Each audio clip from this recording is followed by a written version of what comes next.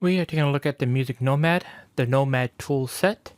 We have the original Nomad tool and the Nomad Slim. We can use the Nomad tool to clean the top of the strings and the bottom.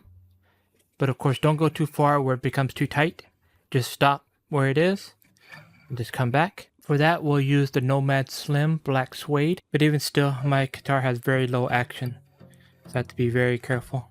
So when we're cleaning dirt, dust, sweat, fingerprints, we're going to use the microfiber cloth, whether it's going to be this one or this one, depending on how you need to get in there. But when it comes to cleaning tight spaces or delicate features, we're going to be using the soft brush or the Nomad Slim. So for here, we could use the Black Suede Slim to clean this part of the guitar. We can lightly brush some of the dust away with the brush, then lightly come around with the microfiber cloth.